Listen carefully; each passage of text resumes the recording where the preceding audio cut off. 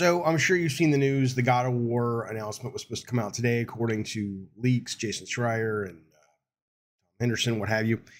And they're like, oh, they pulled it at the last second. Nobody knows why. Well, people know why, but they're not saying. I just wanted to say that the two excuses or reasons or pieces of logic I see online, which I have to address there, I think they're ridiculous, that people are actually throwing out as why it was delayed. The first one is Sony is worried that Elden Ring will get Game of the Year. And so if God of War Ragnarok comes out the same year, it reduces the chances of it getting Game of the Year. It's just so silly. I mean, I get why you would think that, because these companies, if you don't know any better, and why would you necessarily, but these companies, you know, it's a lot of lip service about Game of the Year and it's such an honor and all this bullshit. It doesn't matter. I mean, it doesn't move the needle financially. It's nice to get a Game of the Year award. I've gotten a couple of Game of the Year awards.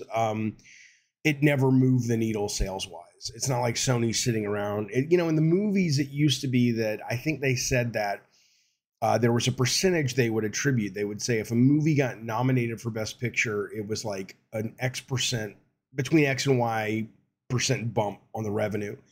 And if it won, that percentage obviously went up, right? So some movies can make over $100 million extra if they were nominated and won. That obviously is no longer the case, and it's certainly never been the case in video games. So the idea that Sony is going to take a $200+ million game and delay it, especially given they have a wide open road for the holiday, I'm not saying they are delaying it, by the way, but if they do delay it, which it's looking less and less likely that they are, they're not going to be doing it because they want some trophies on the fucking wall. Okay. So it's just ridiculous. The other one that is really ridiculous is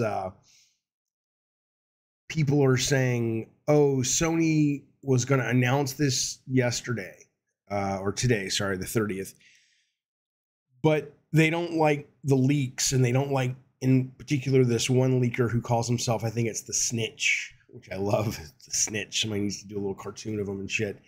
And so they did it so he wouldn't have 100% accurate rating anymore, because he has been, or she has been, accurate 100% with all the stuff they've leaked, at least as far as I understand. And it's like, really? So Sony's going to take this. I mean, these things are big, lots of people involved in these decisions. And, even a blog post on the PlayStation blog is not like, it's not like a blog like you and I know a blog from back in the day where it's like, I have an idea, post. It's, okay, 2 weeks out, hey, Corey or Eric or whoever, the blog wants to put something up. Okay, who's going to write it? Here's 3 versions before it gets approved. Okay, we need 3 screenshots. Have somebody go off and get the screenshots. That one's good. That one's not approved. Marketing doesn't want to release that one yet. It's a gajillion hoops, okay, just for a blog post. I assure you it's not a gajillion, But, yeah, it's not like they're sitting around. I mean, anything's possible, but can you imagine a company the size of Sony, a game the size of Ragnarok, going, we've decided we don't want to release it because we don't want some random leaker that doesn't really affect anything at the end of the day to mess with, we want to mess with their accuracy rating. It's ridiculous. I would say the only leak maybe that Sony would look back and say that really hurt us was probably the Last of Us 2 leak. I think you can draw a direct line between that and sort of the vocal minority that potentially did hurt sales. But short of that, I can't really think, and maybe I'm just drawing a blank, but I can't really think of any leaks that would be meaningful enough that Sony would make any kind of pivot, but certainly a pivot like this. No, I think, I don't know. It may be by the time this video goes up, they will have released the release date and the information. But I mean, at this point, I think the smart money is on just speculating and saying you don't know, because there's the logic. It could be anything. I mean, it could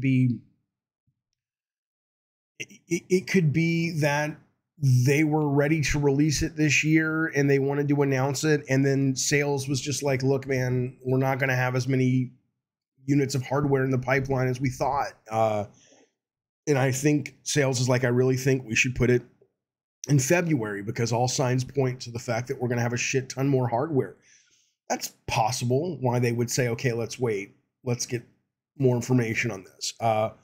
It could be that marketing, that Eric was like, dude, you got to look at this footage. I want to replace this shot. Look how much better it looks. And marketing's like, holy shit, that looks fucking great.